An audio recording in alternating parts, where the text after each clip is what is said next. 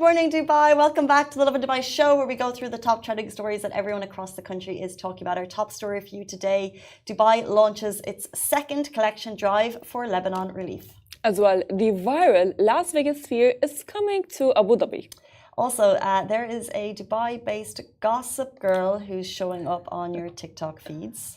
As well, Etihad rail will take you from Abu Dhabi to Dubai in only 57 minutes. And later on in the show, You've Got This, a new mental health podcast for expats, launches in Dubai. And we're going to speak to the podcastees. I was trying to get the word for that. The people who've made the podcast, Kat and Yvonne, are coming on the show. As well, in today's rapid weather report, highs of 37 degrees, humidity is at 69%, which I think I'm very excited for the weather. Yesterday, I posted a very funny story. It was a sarcastic one. Clearly, it was hot. But I love when you call your stories funny. And then, then you know they're funny. Because I put it, and then I'm like, oh, I love winter. Oh, you're joking. Yeah, I love winter. Dot. I nearly think we're nearly there, but it's still pretty sticky, isn't it? I mean, I love this weather. I love it because I can go out and not feel very hot. Yeah, I agree with you. I'm on the same page. Although it's nearly cool season, it's also GITEX season, and this is your GITEX traffic alert brought to you by the RTA. You can expect delays on Shakeside Road happening now, so if you can take Al Maidan Road, please do so, and also take alternative routes if possible. The RTA is using this incredible AI-powered traffic management system to help manage rush hour traffic. It's truly amazing. It's using real-time data to help with the live traffic updates. If you can, please stay tuned to the RTA on social media for those up-to-the-minute updates. I mean, I love how the RTA is managing the traffic by the minute and giving updates to its people, to people who are actually attending the GITEX conference. It's beautiful because, like, people, when you're stuck in traffic, sometimes you can get very frustrated and you can be like, oh my God, I don't want to go there anymore. I'm tired. Khalas, I don't want to go. I want to avoid that place at all costs.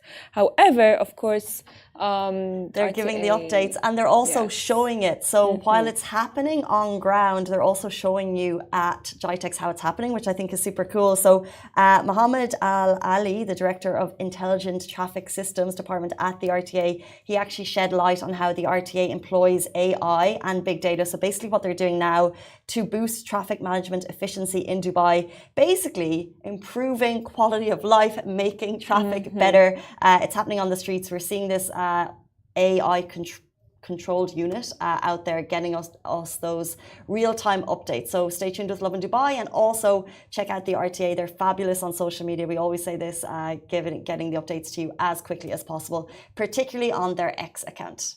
Well, of course, now the best advice I could ever give anyone is that you guys can plan ahead. Because if you guys plan ahead, then you can know whether you're going to be commuting through your own vehicle or through the taxi through the metro. But I personally would advise going through the metro. 100%, so efficient, so quick, and cost friendly, which we always talk about. Before we jump into our top stories, a question I'd like to put to you is, what age, in what year do you consider old? So, for example, we were thinking of Friends, right? What year was Friends made? 1994, 4 years before I was born. I mean, it's okay. That's wild. So what age do you think is old? What year? If someone's born in what year are they old? In what year? Maybe if they're like define old. You know what I mean? I like old. Like, so we're all young in our heads, right? Like, even if you talk to a 60-year-old, they're probably young in their heads. So they probably think someone born a little bit older than them is old. So they would give probably just beyond their age bracket. Yeah, well, define old. Like define old. Is it old like... Okay, fine. I just answer. I'll just stop. And if I'm offending anyone, I am sorry. I don't mean that. But I think old is like in the late 70s, early 80s, like 1970s. Interesting. Yeah, that's old. You know? no, I think like, so I'm 19. 89. Okay. So I think 90s babies are super young. I can't even imagine if you've been born in the thousands what age you must be. but you just go like beyond your bracket. So like I'm going to say someone born in like early 80s is to me old. Okay. Like that's when I'm going to have my adult cap on. When I'm that much older. I think you're being politically correct for the sake of the show, which I do not really.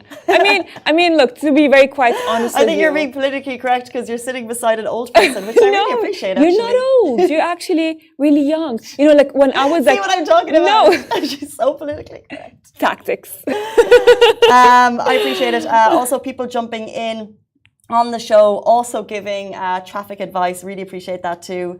Talking about take a cab if possible.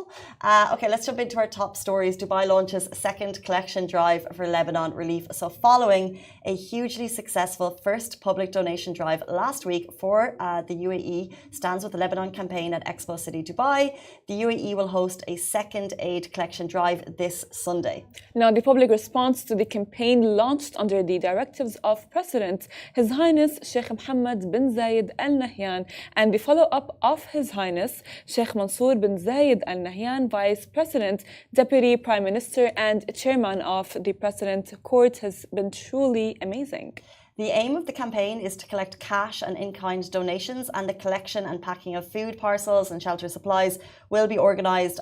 There's also actually one happening on Saturday the 19th. That's at Expo City in Sharjah, and then on Sunday, 20th of October, from 9 to 1 at DEC Expo City Dubai. And as we said, contributions can be made in-kind donations also via the Emirates Red Crescent warehouses.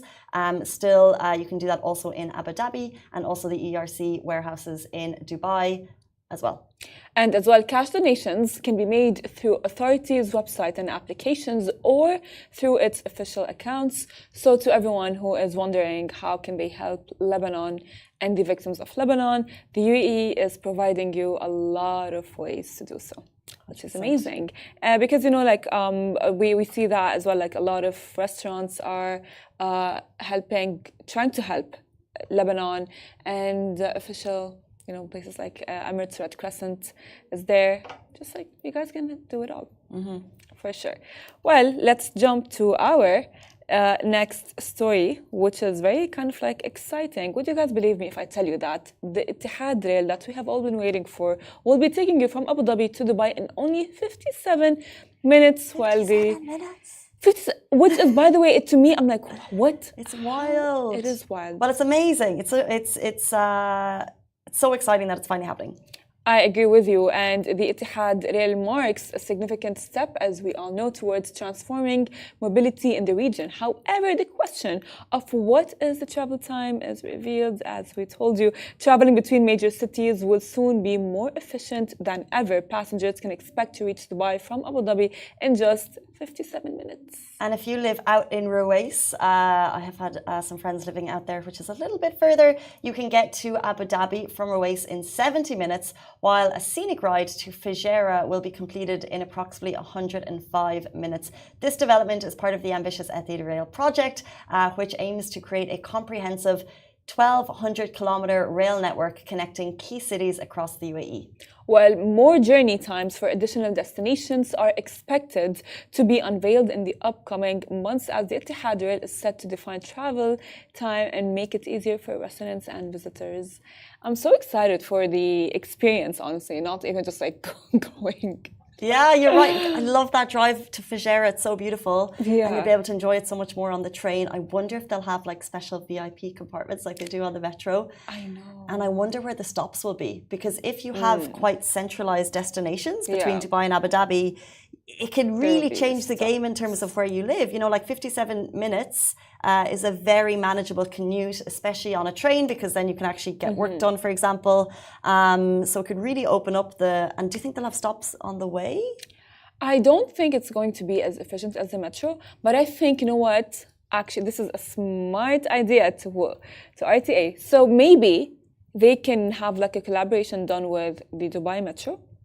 And people who like arrive from Abu Dhabi to Dubai can go to the other train, which is the Dubai Metro train, and then go to their destined place that they really want to go to. Well, interesting you say that, because there was rumors about where the destination was going to be in Dubai. And the rumors were TBC to be confirmed, but they say that potentially there might be one at Jumeirah Golf Estates, which is connected to a metro, which would be exactly that. So you'd be able to live in Abu Dhabi, get your 57-minute train up, and then hop on a metro. I mean, like, let alone avoid the traffic, no car, save the environment. Amazing. And the thing is, like, the fact that you can get from Abu Dhabi to Dubai in 57 minutes is amazing. You know what I mean? Because, like, I know for sure that I used to live in Abu Dhabi for, like, a short time. And getting to Dubai, how much of a hassle is it? You know what I mean? Well, hassle. Well, there is a pretty nifty bus service, and it was only 25 dirhams. So actually, it'll be interesting to see what the cost of this is, because generally public transportation is quite affordable. Trains, for example, in the UK and Ireland are so expensive. So I'm really looking forward to seeing how much the cost of this will be. But then you do have that bus service that was quite convenient, never hit traffic, 25 dirham. I would assume maybe it's going to be like around like maximum 50. I don't know. I really hope so. But I think this is going to be so convenient and it's going to be amazing. You know, like if I want to go on like a road trip with my friends or like, I don't know, just like have fun and enjoy. You know, we can experience the whole thing, the whole experience on the train. And just, you know, like I've seen it in movies all the time. And I've always wondered what it is like to be like on a train. Yeah, lovely. I've never been on a train. My sister has though. Yeah, okay. But I always want to go to just be like, oh yeah, I'm from the movies. Because you see those beautiful. I've been on a train a few times, but there's those beautiful trains like in the mountains of Switzerland, and people just love them. And this will be going to Fujairah, so giving people more of a reason because it's just stunning out there. And we have no doubt that it's going to be extremely comfortable. But speaking of big announcements, this dropped yesterday and people are so excited. The viral Las Vegas Sphere is coming to Abu Dhabi. So this is big news for the capital. Sphere Entertainment Co. and the Department of Culture and Tourism in Abu Dhabi are collaborating to bring the world's second sphere to the capital of the UAE.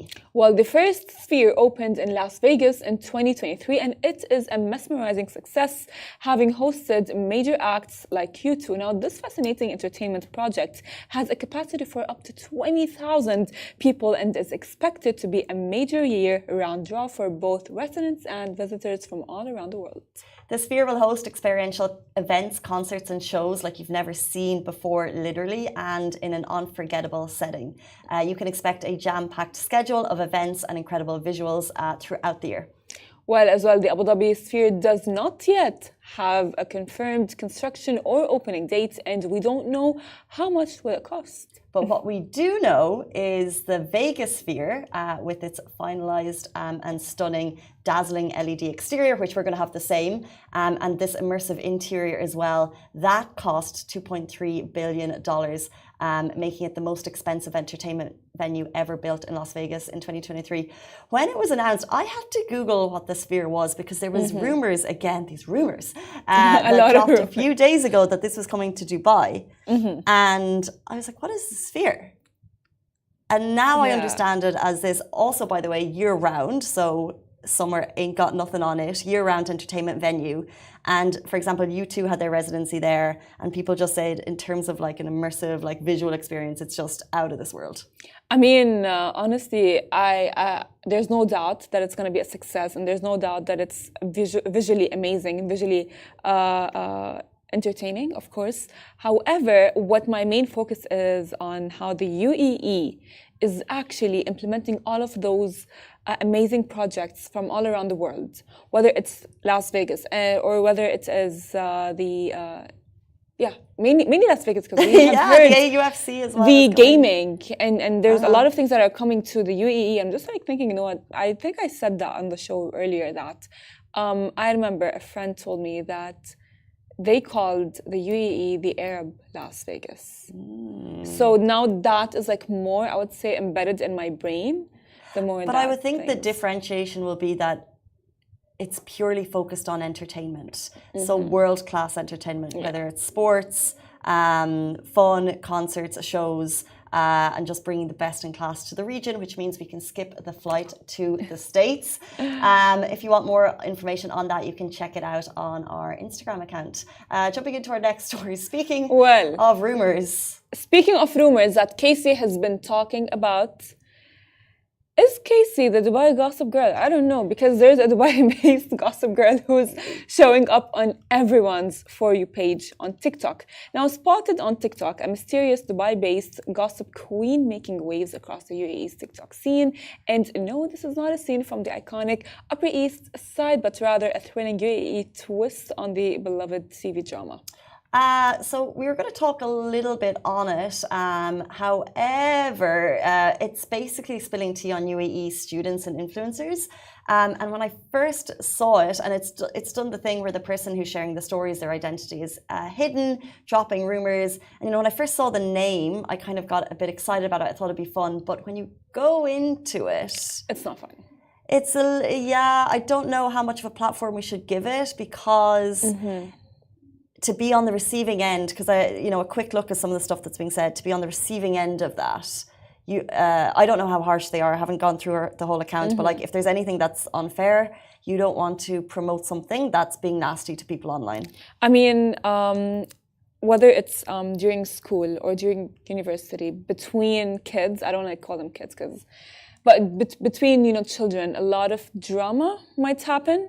And specifically between girls, and I had seen the page before I had come on the show, and it's kind of quite chaotic in a way. They're kind of trying to stir the pot, to create drama, right? To make a story out of nothing, which is, I would say, kind of toxic. I don't like how girls, or not only girls, children right now, whether they're in school or they're in university, they're taking inspiration from TV dramas that are totally based off fiction and implementing it onto their lives.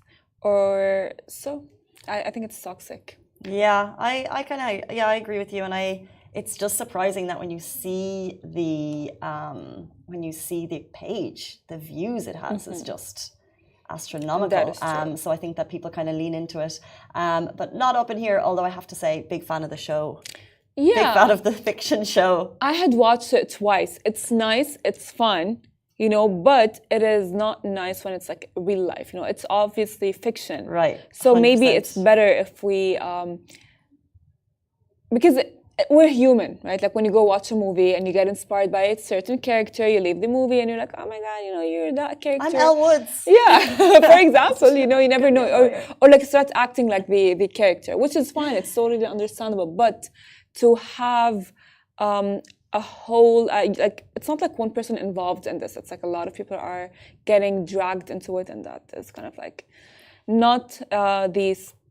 It's not a healthy. I would say route for Dubai. Yeah, the Dubai community. Agree with you, and we want to stick and steer towards positivity, which is what our next guests are doing. They have launched a new mental health podcast in Dubai that's firmly focused on improving your mental health for expats. They'll be joining us after this very short break, so please stay tuned.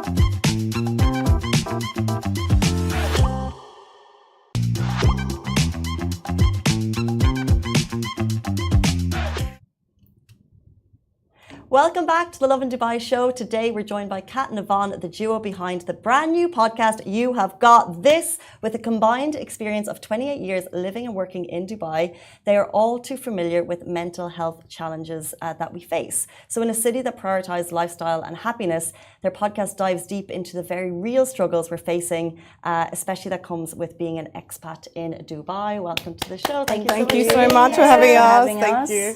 Congratulations on the launch. I think it launched on Mental Health Day. Yes. Very needed, I must say. So what inspired you guys to launch it? You can go ahead, Bonnie. Well, I mean, you know, both Kat and I, as you said, we've lived in Dubai for 28 years.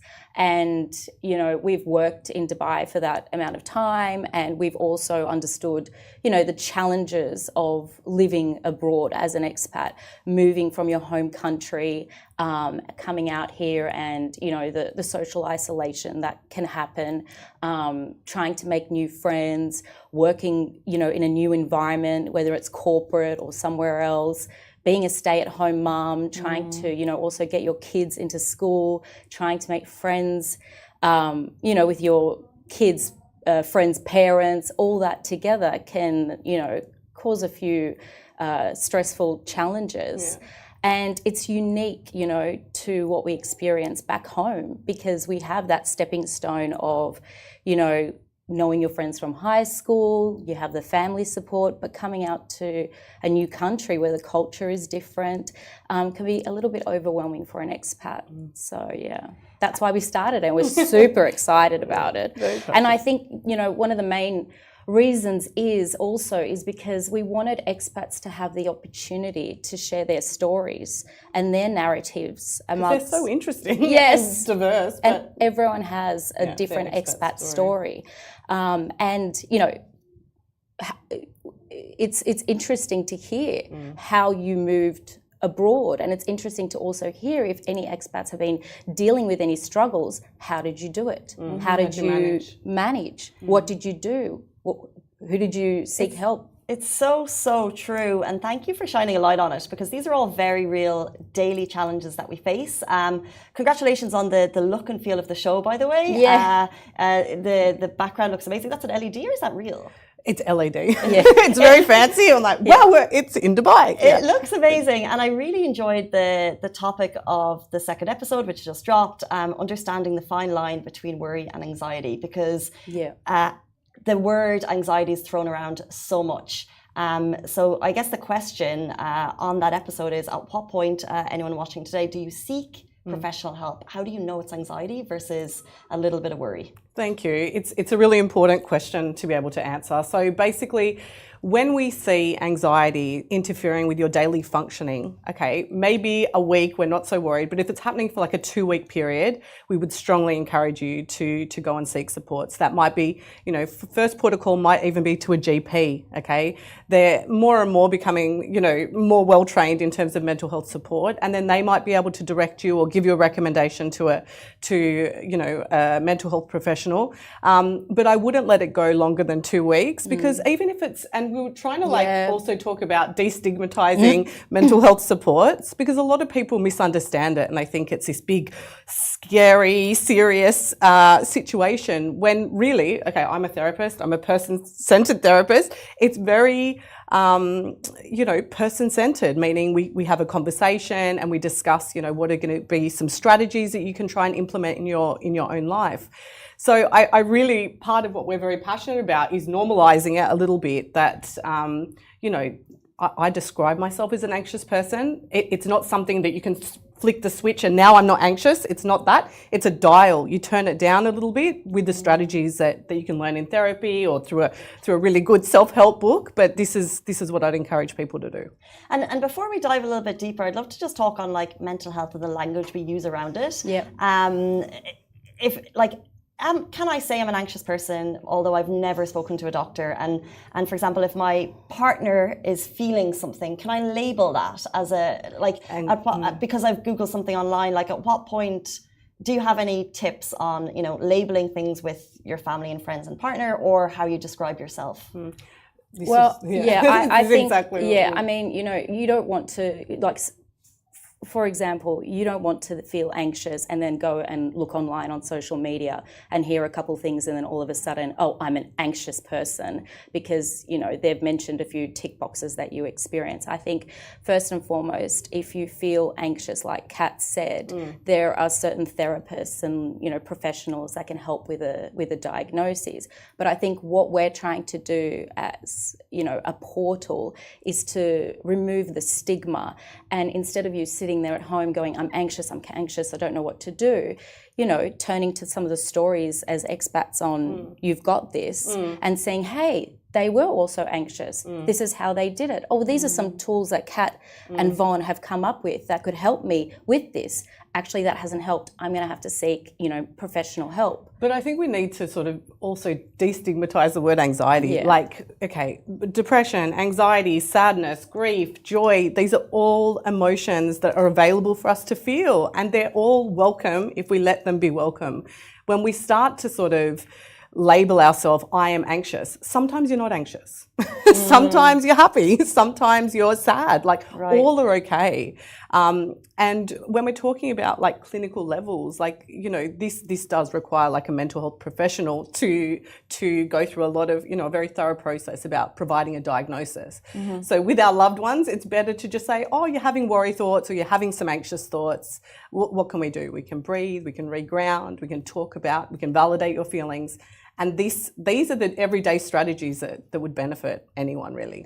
I love the strategies. I love the tools. And I always find that, you know, something could be bubbling up in your head. And then when you speak to someone who has an expert advice and then you get the tools and strategies to implement them, they're always helpful. So if we could deep dive into some of the topics that you guys discuss, such as loneliness. You know, we're in a city packed with people, so many events going on all the time, but I'm sitting in my apartment, I'm single. I'm a 28-year-old woman and I haven't been able to make friends. I see this on Facebook groups all the time. I do. I see it all the time. And it's another reason why we started this podcast and, you know, this community as well, because it is it is a situation that affects us all. Like, what do you do? But I think the important thing is to recognize it and get out there. Get out there and expose yourself to. There's so many things in Dubai. Dubai is an amazing, amazing place to meet new people and to experience new hobbies. Have a think about some of the things that, you know, you enjoyed doing in the past and get out there and do it. Hiking, you know, there's so many sporting groups out there. There's so much to do in Dubai. I mean, completely different to Australia. How would you say it is in the UK? Is there so much out there? I mean, most places close. By what time? 8 p.m. Yeah, you're in bed. But here it's just such a bustling cosmopolitan city. And I don't think I've been in the country for 18 years. I've never met anyone that's been, you know, not wanting to talk, not wanting to have a conversation. So I think we're very friendly as expats as well. You know, what are some of the qualities that, you know, because expat culture, we're different, you know, where we've taken a big step out of our comfort zone. What other qualities are true to expats? Well, they're outgoing in a lot of ways to make that big move. And I think we've all been there. So approaching someone is not as awkward as it is maybe in Sydney, and, you know, people will want to connect with you. Because we have a common goal. We all run with a common goal as expats. We came out here for possibilities and opportunities. And I think that sometimes we do forget that we've done that. And that is just confidence. Those are skills that you have. Confidence, resilience. What else? You know, there's an endless list. And I think sometimes, and I think we cover this on a podcast, sometimes as expats, we need to step back and go, yeah, it's okay to sometimes feel stress. It's okay to feel anxious, but also taking a step back and going, look at the amazing thing that I did. I moved abroad. And, you know, there's lots of different situations, whether you've moved with a partner or you had your kids here, or you moved with your kids, or you came for an amazing job. These are unique, amazing stories that are very, very unique to Dubai. And I think we should talk about it a lot more. And I think talking about sometimes the struggles that people have, because it's very unique, you know. So, yeah. I agree. We're surrounded by like-minded people that are all willing to embrace new friendships, hopefully. Yeah. Although you mentioned struggles, you touched on struggles, and there's this old school of thought that it might say that, you know, mental health could be exaggerated. And I sometimes feel that, you know, we're all sitting in such a privileged position here in Dubai with what's going on in the world around us. So do you find that some people are nearly afraid to vocalize their mental health, afraid to say they're feeling anxious, or afraid to say this is going on because of what's going on around them? And what would you say to people who are struggling, but maybe they can't validate their struggles because they see what's happening in the world around them? Yeah, and I think that is such a valid point. And really, everyone's experience is their experience, and we cannot, devalue or invalidate someone's personal experience. Of course, we're sympathetic and empathetic to what is happening, but that doesn't necessarily take away from a 16-year-old's, struggles with anxiety or, friendship issues or whatever it is. And I think the more empathetic and the more compassionate we can be, just generally in terms of people's mental health, okay, the greater service we're doing to the world in general, right? Like, I feel even we've progressed so far, but it's still this idea that if you're physically unwell, you would call in sick and you wouldn't go to work, and people would understand that. But sometimes we see, a mental illness as very serious, and they won't just take the day off to deal with that mental health challenge. So I think the more empathy, compassion, education we can have around it, the normalizing of it, the more people that can say, I've struggled with this and this is how I managed it. It's just sort of hopefully contagious, the fact that we can have those supportive conversations that do everyone justice. I agree. And what are your thoughts on self-diagnosis without seeking a professional? Well, no, absolutely not. Do not, there is so much on social media at the moment that, it's a slippery slope. It's a slippery slope, and a lot of it is misinformation. Go to a licensed professional, someone that is experienced in diagnosing, and that's where. And just to clear that up, so in Dubai, there's a regulating body that ensures the mental health professionals are licensed and are credible, and they're the people that you need to have those diagnosis conversations with. And maybe it's a conversation, it doesn't lead to a diagnosis. That's also possible and common, I would say. And I would say in my own personal experience that when you speak to a professional, you get great, as we said earlier, tools and strategies back, which is what I want to delve into right now, because people who are experiencing some of the topics that you talk about, it's the tools that will help them out of it. So for example, if we're talking about people experiencing burnout at different stages in their career, what in your professional opinion does burnout look like, and what would you recommend to someone who feels like they've hit kind of a wall at work?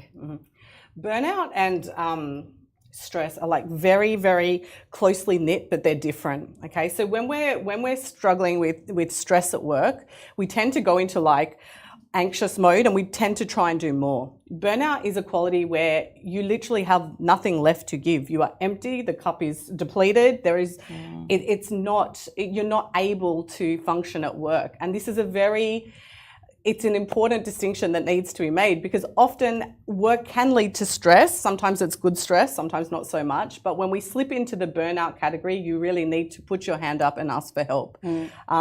I used to, I was a teacher, I was a school counsellor, and I used to think, burnout, it's not going to happen to me. Oh, was I wrong? My gosh, it just, for me, and I don't know if this has happened to other people, but it was like one day I was fully functioning and the next day I was burnt out. I would have imagined, like, I just didn't notice the decline. There would have been one, but it was like full empty, and this is where the idea of like relentless self-care, this is a term we use to describe the type of self-care that's needed, psychological self-care, to not let you get to the point where you're completely empty and have nothing left to give. So absolutely, you have to, it's like going to the gym. We go to the gym, to stay healthy. We eat nutritious food to fuel our bodies. There has to be an element of brain gym as well, where you are practicing self-care, mindfulness, doing grounding activities, and most importantly, talking about it. Go speak to your, at the end of the day, what do we do if we feel burnout? Talk to your partner, talk to your friends, talk to your boss. Be open about it. A lot of companies in Dubai have got a lot of good mental health initiatives that you can reach out to that maybe you didn't know about. And so it's so important. And I think that that's exactly what gets rid of the stigma as well, those open, deep conversations. Do you have advice on maybe low-cost ways that people can? Conversations are free, but are there any low-cost support systems in the city that people can look towards?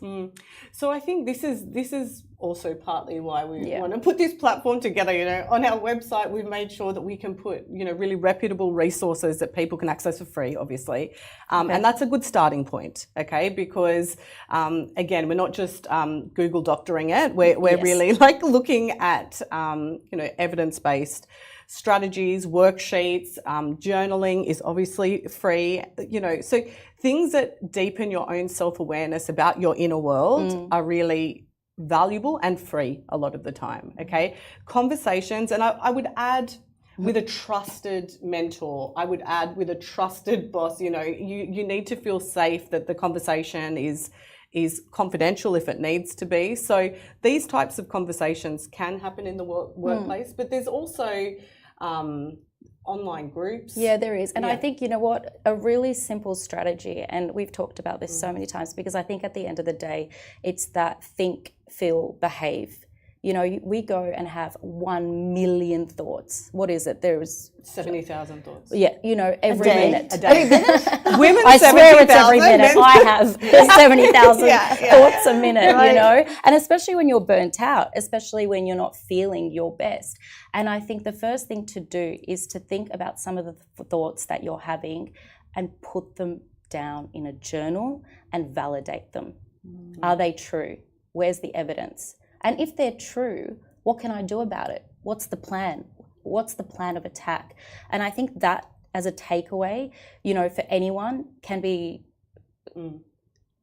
quite important. It is. When we have a bit sit of in our heads a lot. Yeah, we talk a lot about thoughts because we just automatically default to believing everything that goes through our mind. But really, we need a bit of distance from those thoughts because they're not all helpful and they're not, necessarily needing action. They're not serious. They're just thoughts. So we talk a lot on the podcast about this because even when we're working with young people and making them aware that just because you've thought it doesn't mean it's real life. Exactly. Just because you think it doesn't mean it's true. And I think one of the other important thing is to also start becoming a bit of a cheerleader for yourself. Self-talk. That inner critic, we all have that inner critic. As soon as we start cheerleading for ourselves, like how are we taught from, a young age? Your parents say, don't think like that, think positively. And then we forget. Feel sad. Don't feel sad. Yeah. What are some positive things about that's, about this situation? And I think we need to get back to basics as well and start doing a little bit of that, putting evidence to some of our negative thoughts. Love that. Some amazing takeaways there from the co-hosts of You've Got This podcast. Just to very briefly give another rundown as to what the podcast is, because you mentioned you're going to have people coming on the show as well. Yes. Yeah. So really we wanted this to be a platform for, to celebrate expat stories, to talk about firsthand, when you relocated, obviously you would have encountered challenges. How did you overcome them? And share those success stories. Hopefully they're success stories. Because this normalizes things for people, when you can hear, oh, I thought it was just me feeling that. Yeah. I think that a lot as a mum, I'm like, oh, you also feel that? Oh, wow. That it makes it okay. So much of it is hidden and not talked about. But if we can bring it out into the open more and, a strategy from a real person that has also lived that is so valuable for all of us. Selfishly, we're also interested in understanding what those things are. But this is a big part of what we're trying to do. Yeah. And where can people listen? So we are on Spotify and YouTube. If you go to our Instagram handle at you'vegotthis.ae, you can find our link to the podcast. You can find a link to resources on our website, free resources. And we encourage listeners to comment. Comment and reach out to us because we also want to know what you guys want to listen to. And, in terms of issues, do you want more strategies, simple strategies like the validating of thoughts? What else can we talk about? Right. So, yeah. Strategy. Kat and Yvonne, thank you so much for your time this morning. Really appreciate it. Thank you. Thank you so much. That brings us to the end of the Lovin Dubai show. We'll see you back here tomorrow morning, same time, same place. Bye-bye. Thank you so much. Wow.